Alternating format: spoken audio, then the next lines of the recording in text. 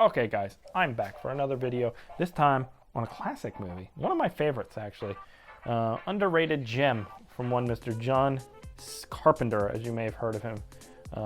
He is the director of The Thing, Halloween, Big Trouble in Little China, Escape from New York, Escape from LA, and some other stuff. But tonight I'm talking about Prince of Darkness. I fucking love this weird ass movie. And this is a weird ass movie, but it's also really interesting. This movie opens with about 20-minute long intro sequence with credits, which doesn't matter because it's filled with some sweet ass John Carpenter synth. Boom, bam, boom.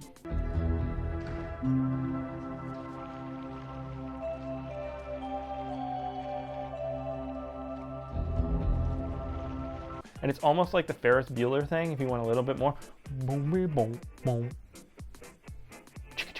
Like it's almost there. John Carpenter.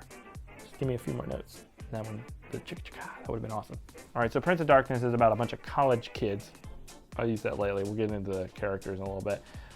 Who have to go to a church and investigate this old, I don't know what you want to call it. It's like a bank thing that you used to put in those suction cups, but it's this jar filled with this green goo that is emanating some sort of force and influence in the world. It turns out to be Satan in a jar. And a whole bunch of weird shit goes down over this one night. Now, let's talk about some of this cast. So the main character is a 45-year-old guy playing a 20-year-old college student who has a mustache. He kind of looks like a cop from the 80s.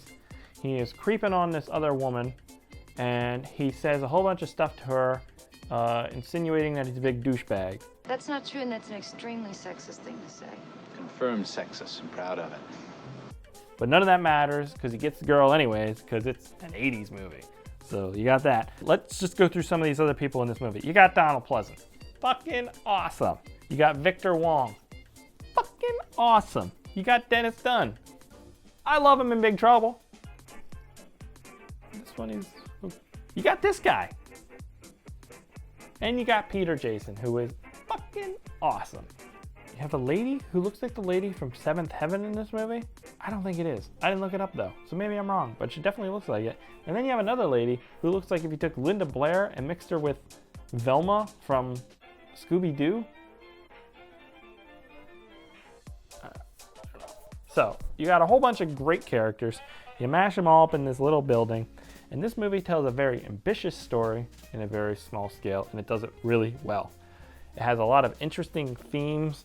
It mixes science with religion to try and explain some of this religious stuff that is kind of like fantastical in ways, but then it backs it up with like quantum mechanics and just science, fucking science. There's weird sexual politics in this movie. I don't know if that's the right phrasing. I've never run for office, but there's a bunch of weird, I don't know what it is, and I don't really understand why it's there. You have the main actor guy, Billy D. Fuckface, whatever his name is, hitting on this woman creepily. You have Dennis Dunn hitting on people creepily. 1-1? Anyone ever tell you that you could pass for Asian?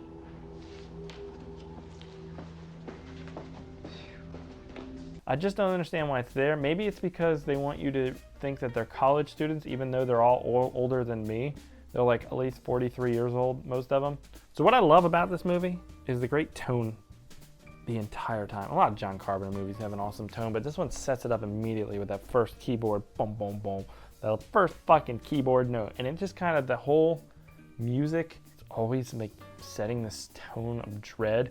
And the fact that this movie is set in this one location, and they peek out the windows and there's these cult members or whatever you want to call them, the infected or whatever. I like that it's so small scale. John Carpenter kind of thrives with that a lot of times, but this movie is, again, very ambitious in how wide affecting this problem could be, but it is all set within this one location. And I think when you're hindered by either money or locations or whatever, and you're forced to be creative, it generally gives you, you come through with the most creative stuff because you have limitations. If you can do anything, it kind of makes you less focused creatively, I think. You just kind of can throw shit at the wall because it's possible. This makes you have to rethink your choices and decisions multiple times just to make sure it's going to work within those confines you have set. So John Carpenter excels at that kind of thing. This movie has always been one of my favorites of his, and I don't know why exactly. I love the cast, except for the main actor guy, Mustachio. I hate him. I fucking hate him. Much like The Thing, this movie has a good feeling of paranoia, more for like the audience and less for the characters, because like in The Thing, it takes over people who you know and makes them behave differently. So there's a small group of scientists and stuff in this building, but some of them become infected with Satan or possessed or however you want to say it. So you know that, but the characters don't. So there's those moments where they're just standing there looking at each other down the hall and they're trying to figure out what's going on.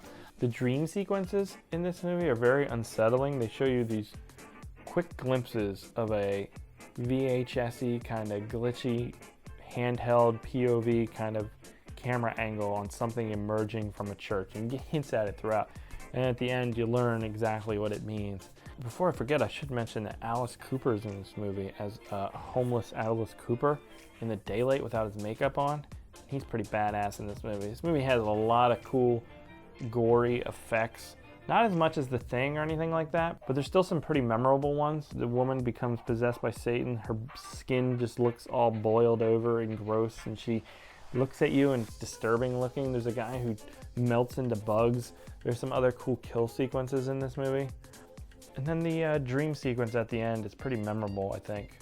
It kind of shows that inevitability that they face. This is one of my favorite Carpenter movies. I would definitely rank it lower than The Thing and Big Trouble in Little China and probably Escape from New York, but it's one of the ones that I watch every year at least, and I love this movie. It's just something about it just sticks with me. I think it's the tone, and I think it's the subject matter. It's so interesting. I love seeing science and computers mixed with religious and philosophy and how they can interact with each other to create some sort of interesting idea and explore things that are normally covered one way. And the ending is fantastic, very ambiguous, very cool. It ends with an amazing jump scare, and I eat that shit up like it's nobody's business. I eat it the fuck up. I don't know what that means. So Prince of Darkness from 1987, it is a weird ass movie, but I love it. And I think if you're a horror fan, you owe it to yourself to at least check it out if you haven't seen it before.